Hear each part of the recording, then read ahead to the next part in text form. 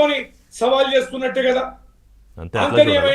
మానవతరాయ్ గారు ఇప్పుడు రవీంద్రరావు గారు ఒక మాట అన్నారు, ఇతరులకు అక్కడికి వచ్చేలాగా. అంటే ఒకవైపు మీరు, ఒకవైపు బీజేపీ. సరే, BJP BRS political understanding equations ఎలా ఉన్నాయనేది మీరు రోజు మాట్లాడుతున్నా, బట్ టెక్నికల్గా బయటికి చూస్తే బీజేపీ బీఆర్ఎస్ ఇద్దరు కూడా రాజకీయ ప్రత్యర్థులు బీఆర్ఎస్కి.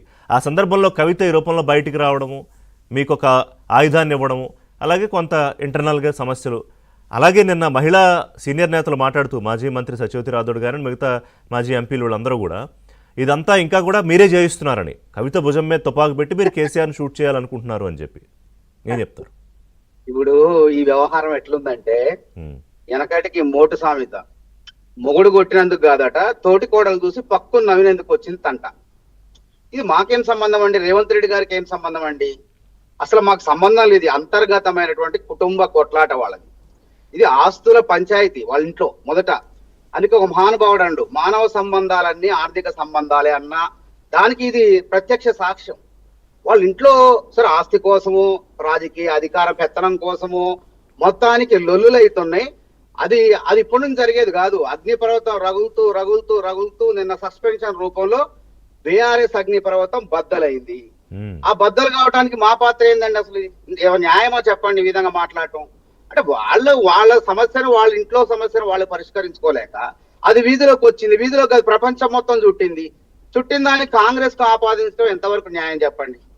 మా పాత్ర ఏమైనా ఉందా అందులో చెప్పండి? వాళ్ళకి ఏదో హరీష్ రావు గారు, కేటీఆర్ గారు, సంతోష్ రావు గారు, కవిత గారు మధ్య ఉన్నటువంటి తగాదా అది తెలంగాణ ప్రజలకు ఏమైనా సంబంధం ఉందా? వాళ్ళ బాధ తెలంగాణ ప్రజల బాధ కాదు. ఇది అర్థం చేసుకోవాలి. మాకు రాజకీయాలు చేయాల్సిన అవసరం లేదు. మేము సంక్షేమ పథకాలతో పాటు ప్రజలకు ఇచ్చిన వాగ్దానాలు ఉన్నాయి. బీఆర్ఎస్ హయాంలో జరిగిన అవినీతిని కూకటి వేళ్లతో పీకి వేసి లూటీ జరిగిన ధనాన్ని వెనక్కి తీసుకొస్తాం. అందులో భాగంగానే కక్షపూరితంగా కాకుండా ఒక పారదర్శకంగా, ఒక జవాబుదారితనంగా విచారణా సంస్థలు విచారణ చేసుకుంటూ బాధ్యుల పైన చర్యలు తీసుకునేందుకు సిబిఐ కేసు అప్పగించడం. కవిత గారు సొంత కూతురే అంటుంది. అందులో హరీష్ రావు గారి పాత్ర ఉంది, నీటిపారుదల శాఖ మంత్రిగా. సంతోష్ రావు పాత్ర ఉంది, అవినీతి అనకుండా అంటుంది వాళ్ళని.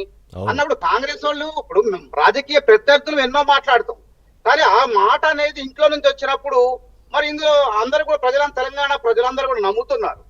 కాబట్టి వాళ్ళ తప్పిదాలు హరీష్ రావు, సంతోష్ రావు కేసీఆర్ కన్నుగప్పి, కేసీఆర్ తెలియకుండా కుమ్మక్కైపోయి కాంట్రాక్టర్లతో అవినీతి చేశారని కవిత ఆరోపణ. అది అసాధ్య, తప్పండి. ప్రచారం నమ్మరు, జనం ఎవరు నమ్మరు. అది కేసీఆర్ గారు కర్త కర్మ క్రియ. ఆ పార్టీలో అధినేత, ఆయన చెప్పిందే వేదం. ఆయన చెప్పినట్టు ఇతరులు నడుచుకుంటారు తప్ప ఇతరులు చెప్పినట్టు కేసీఆర్ గారు ఎప్పుడు కూడా నడుచుకోరు. అది ఉద్యమ సమయం కానివ్వండి, 10 ఏళ్ళు ముఖ్యమంత్రిగా ఉన్న సమయంలో కానీ మనందరం కూడా కళ్ళారా చూసాము. కాబట్టి ఇప్పుడు కవిత గారిని పుట్టింటోళ్ళేమో తరిమేశారు. కన్న తండ్రి కేసీఆర్ గారు తన పేగు బంధాన్ని తెంపేశారు. కవిత గారిలో కసిరి రగిలించారు. ఈ రగిలిస్తే మా కాంగ్రెస్ కి ఏం సంబంధం అంటున్నది చెప్పండి? అంటే ఆలోచన చేయండి. తెలంగాణ ప్రజలు కూడా ఆలోచన చేయండి. వాళ్ళు తన్నుకు తెస్తంటే మాకేం సంబంధం అంటున్నా? కాబట్టి అనవసరంగా కాంగ్రెస్ పార్టీని ఇందులో లాక్కండి, విచారణ ఎదుర్కోండి. ఇప్పుడు సిబిఐ కేసు వస్తుంది, హైకోర్టు పోయారు, మధ్యంతర ఉత్తర్వుల కోసం పోయారు. సరే, మన ఘోష్ కమిషన్ మీద విచారణ జరపొద్దన్నది కాంగ్రెస్ ప్రభుత్వం జీవో ద్వారాను సిబిఐని ఆహ్వానించింది. వీళ్ళు సిబిఐని రావద్దంటే సిబిఐ వచ్చి విచారణ జరపాలని చెప్పి కేసు అప్పగించడం.